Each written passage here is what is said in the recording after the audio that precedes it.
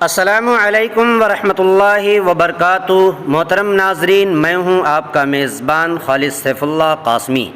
ایک مرتبہ پھر آپ حضرات کی خدمت میں ایک نئی اپڈیٹ، نیا نیوز اور نئی خبر لے کر آپ کی خدمت میں حاضر ہوا ہوں۔ اس سے قبل کہ میں وہ نیوز اور وہ خبر آپ کو سناؤں، آپ سے گزارش کرتا ہوں کہ پوری ویڈیو کو، پوری آڈیو کو مکمل سنیں اور سن کر کے اپنے دوست، احباب، جاننے والوں تک، پورے مسلمانوں تک پہنچانے کی پوری کوشش کریں۔ آئیے میں آپ کو بتا دوں کہ جب سے ہندوستان کے پارلیمنٹ میں تحفظ اوقاف کے سلسلے میں جو بل پاس ہوا ہے، اس کو لے کر پورے ہندوستان کے اندر مسلمانوں میں بے چینی اور اضطرابی کا ماحول بنا ہوا ہے۔ سرکار کی یہ نیتی کو دیکھ کر کہ تحفظ اوقاف یعنی اوقاف کی جو جائیداد ہے اس کو اپنے قبضے میں کرنے کی پوری کوشش اور پوری ہردرمی کی جا رہی ہے، تاکہ اس بل کے ذریعے سے مسلمانوں کے اوقاف پر مکمل قبضہ کیا جائے۔ جب سے یہ خبر وائرل ہوئی تب سے لے کر ہندوستان کے اندر بڑی سے بڑی تنظیمیں اور بڑے سے بڑے ادارے اپنے طور پر کام کر رہی ہے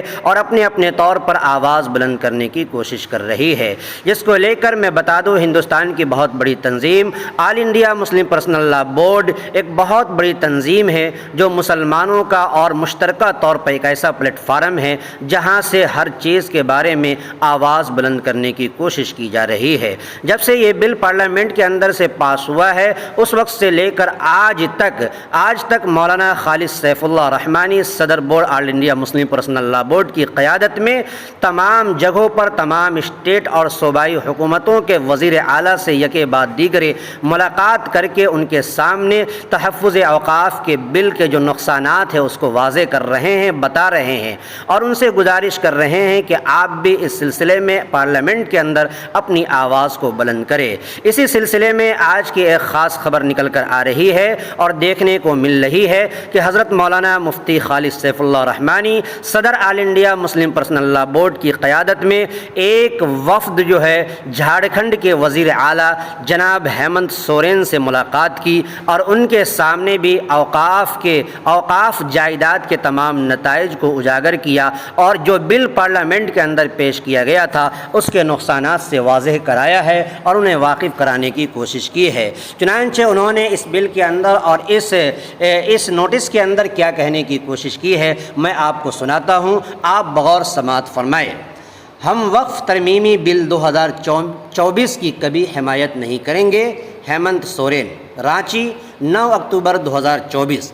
جھارکھنڈ کے chief minister mister Hemant Soren نے آج یہاں مسلم پرسنل لاء بورڈ کے وفد سے کہا کہ ہم پارلیمنٹ میں وقف ترمیمی بل 2024 کی کبھی بھی حمایت نہیں کریں گے۔ All India Muslim Personal Law Board کے ایک وفد نے اس کے صدر مولانا خالد سیف اللہ رحمانی کی قیادت میں جھارکھنڈ کے وزیر اعلیٰ سے ملاقات کی اور انہیں بتایا کہ ترمیمی بل کی مخالفت کی وجوہات اور یہ بل کس طرح وقف ایکٹ کو کمزور کرتا ہے اور وقف کو غصب کرنے کی راہ ہموار کرتا ہے۔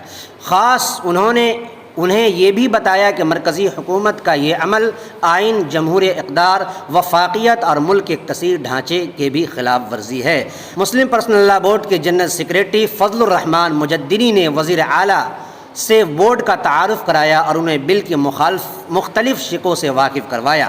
بورڈ کے executive member doctor SQR Ilyas نے اس موقف کو دہرایا اور وزیر اعلیٰ سے التجا کی اور کہا کہ قبائلیوں اور پسماندہ طبقات کی آواز کے طور پر ہم آپ سے توقع کرتے ہیں کہ آپ آگے آئیں گے اور اقلیتوں پر ظلم کے خلاف ہماری لڑائی میں ہمارا ساتھ دیں گے۔ وزیر اعلیٰ نے تحمل سے سننے کے بعد وفد کو یقین دلایا اور کہا کہ میں ہمیشہ مسلمانوں کے منصفانہ مسائل کے ساتھ کھڑا رہا ہوں اور کرتا رہوں گا۔ میں ہر ممکن کوشش کروں گا کہ یہ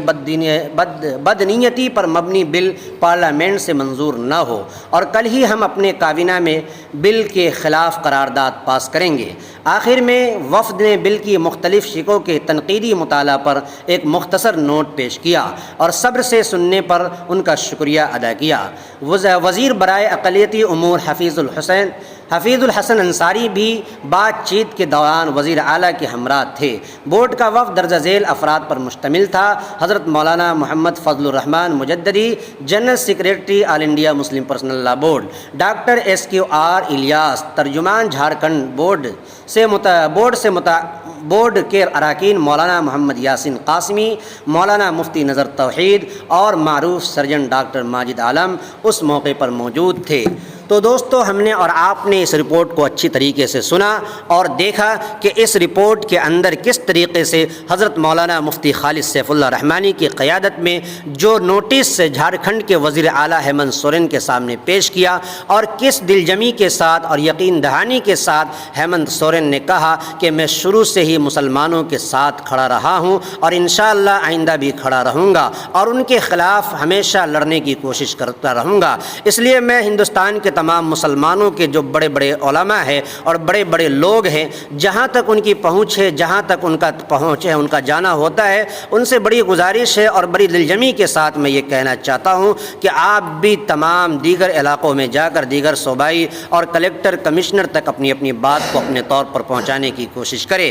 تاکہ اس بل کو پارلیمنٹ میں پارت ہونے سے، پاس ہونے سے کسی بھی طریقے سے روکا جائے۔ ورنہ آج اگر یہ بل پاس ہو گیا تو یقیناً مسلمانوں کا سب سے بڑا جو قبضہ ہے یا اور سب سے بڑا جو اثاثہ ہے، مسجد ہے، مدرسے ہے، قبرستان ہے، عیدگاہیں ہیں، مزارات ہے اور اسی طریقے سے امام باڑے ہیں، دیگر اوقاف کے جو ہماری زمینیں اور جائیداد ہے، تمام کی تمام زمینیں ہمارے ہاتھ سے نکلتی چلی جائے گی۔ میں آخر میں آپ حضرات کو پھر ایک مرتبہ متنبہ کرتا ہوں کہ جس طریقے سے یہ آواز بلند کی جا رہی ہے، ہمیشہ ہمیں اور آپ کو تیار رہنا ہے کہ جب بھی All India Muslim Personal Law Board کی طرف سے کسی طرح کے لیے ہمیں بلایا جائے، ہم اپنے اتحاد کے ساتھ، اتفاق کے ساتھ، یونٹ کے ساتھ ایک ساتھ مل کر قدم سے قدم ملا کر آل انڈیا مسلم پرسنل لاء کا سپورٹ کریں گے اور ان کی قیادت میں اپنی آواز کو ہمیشہ بلند کرنے کی کوشش کریں گے۔ میں امید کرتا ہوں کہ اگر آئین کے پر عمل کرتے ہوئے اپنی آواز کو بلند کی جائے تو یقیناً ہماری آواز کو سرکار سنے گی